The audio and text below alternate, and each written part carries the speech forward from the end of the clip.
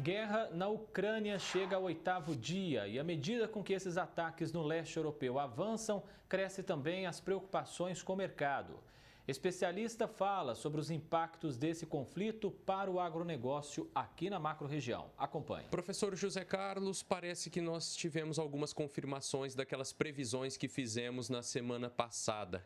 O que dá para dizer já para o público da nossa macro-região em termos de impacto dessa guerra que não parece ter um fim tão breve? Então, Felipe, tem algumas situações que a gente, infelizmente, aí acaba vendo como um cenário muito mais possível de ocorrer. A primeira dela, com toda certeza, é com esse novo aumento do barril do petróleo, que já supera aí quase que $115 o barril, podendo chegar a 120, é muito provável que nós possamos vir a ter um repasse de preço para os combustíveis. Então, você teria um aumento quase que próximo aí, tanto do diesel quanto da gasolina. Essa é uma primeira situação. Uma segunda situação é que os embargos ou aquelas sanções que foram colocadas pelos países, como a Comunidade Europeia, bem como os Estados Unidos, o que dá para perceber é que foi uma sanção extremamente seletiva, ou seja, o fluxo de mercadorias, eles acabaram sendo travados, travou esse fluxo de mercadorias, só que em contrapartida o que você percebe é que o gás não foi, digamos, não foi travado o gás, ou seja, a dependência da União Europeia pelo gás acabou ficando de fora nesse momento dessas sanções. E qual que é o problema disso? Esse embargo seletivo ele vai ter um desdobramento exatamente com as importações de fertilizantes que o Brasil precisa. Então, nesse atual momento, potássio, com certeza, é um dos que mais preocupam nós aqui no Brasil e, principalmente aí, dada a própria proximidade da safra. Então, a gente tem essa situação que é muito preocupante, que é essa segunda ocorrência. E a terceira, que os brasileiros provavelmente irão sentir também nos próximos dias, vai ter a ver com o aumento do trigo. Tanto a Ucrânia quanto a Rússia são dois grandes produtores e exportadores de trigo no mundo, e isso já tem feito com que as panificadoras do Brasil estejam pagando mais caro no trigo importado. Então, a gente vai ter, com certeza, esse repasse de preço também no trigo ou no pãozinho do dia a dia do brasileiro. Professor, para a gente entender melhor, o governo brasileiro está tentando negociar uma alternativa de importação destes fertilizantes que não virão agora da Rússia e nem da Bielorrússia, né? Mas é uma questão simples assim. Disse até que nós temos uma quantidade para nos abastecer até outubro. Mas como é que funciona essa conta? O impacto vem já, desde já? Então, o que acontece é que o Brasil ele sempre teve a Rússia como um grande fornecedor de fertilizantes. Então, hoje, praticamente, aí, cerca de 40% de alguns fertilizantes vem da Rússia. O caso do nitrato de amônia, por exemplo, são 98%, quase que toda a totalidade de nitrato de amônia que o Brasil utiliza é importado da Rússia. E, nesse momento, com essa paralisação de fornecimento da Rússia, pelo caso da guerra com a Ucrânia, a própria Bielorrússia, que é um país vizinho à Rússia e parceiro ali do governo Putin, o fato é que nós teremos que buscar um segundo fornecedor. E, nesse caso, o governo tenta uma aproximação muito maior com o Canadá, que também é um grande país produtor e exportador.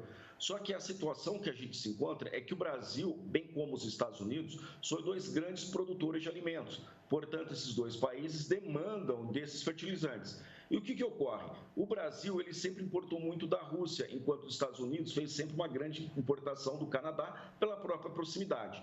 E, nesse momento, o Brasil e os Estados Unidos vão buscar, junto ao Canadá, esse produto. A primeira pergunta é saber se a gente vai ter um volume suficiente para atender a demanda desses dois países. E uma outra pergunta que precisa ser colocada, com certeza, e aí você acaba colocando aí, o abastecimento que nós já temos atualmente com fertilizantes, o que nós temos hoje de estoque, ele consegue rodar a safrinha, que é essa que está acontecendo agora, e parte da produção da safra que vai iniciar no meio do ano, ela já está comprada. Mas o grande problema é que tem muitos produtores que ainda não fizeram aquisição desses produtos, principalmente pequenos e médios. O que ocorre? Essa possível falta desse fertilizante vai impactar diretamente a produtividade no campo, consequentemente o custo da produção, de volume de produção, tende a ser maior, ou seja, há um sinal de uma inflação de alimentos. Então é uma situação extremamente delicada, Felipe.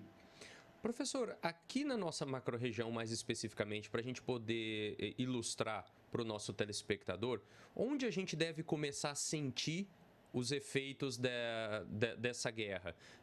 Empregos, por exemplo, custo de vida, onde a gente pode explicar para o telespectador?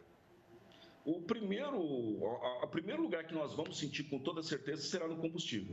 Supondo que ocorra o repasse aí da oscilação do barril do petróleo do mercado internacional para os derivados aqui no Brasil, o primeiro impacto com certeza vai ser no litro do diesel, no litro da gasolina que nós abastecemos nos postos. Esse é o primeiro impacto. O segundo impacto, com certeza que será sentido, vai ser no preço de todos os produtos que fazem uso do trigo. Então, nesse caso, estou pegando o pão, mas você tem uma série de usos em que a farinha é utilizada. E uma terceira, como você fala na parte de empregos, o que a gente acaba percebendo é que a própria produção agrícola no Brasil, aqui na nossa região, vamos pegar cana, pegar amendoim, são dois produtos extremamente importantes que o Brasil exporta para a Rússia. Por exemplo, nós somos os maiores exportadores de amendoim do mundo e aqui na nossa região, de Jaboticabal, é uma grande produtora e exportadora. Você tem a parte de cana, a gente produz açúcar e exportamos também para a Rússia. Nós temos soja na nossa região aqui de Guariba, se não me falha a memória. Ou seja, você tem uma série de ocorrências. Só que o impacto direto, ele não vai ser sentido na produção desse ano. O impacto deve ocorrer a partir de um momento muito mais plausível a partir do início do próximo ano. Porque em agricultura, o impacto de agora leva um tempo para se desdobrar. Então, essa é a primeira situação. Mas o que nós iremos sentir e perceber de maneira quase que imediata será, supondo que o governo mantenha a política, no caso a Petrobras, mantenha a política de fazer o repasse da oscilação do barril do petróleo do mercado internacional para os postos de combustíveis, no caso para a gasolina e o diesel, nós teremos quase que muito próximo ao aumento de preço nesses combustíveis. Agora, o que sempre me preocupa é que aumentar combustível é aumentar a inflação na veia. E o problema é que nós já estamos num cenário de inflação muito alta. E mais do que isso, nós temos um ano eleitoral. E a minha preocupação sempre é o governo tentar interferir para segurar artificialmente esses preços durante esse ano que tem as eleições agora em outubro.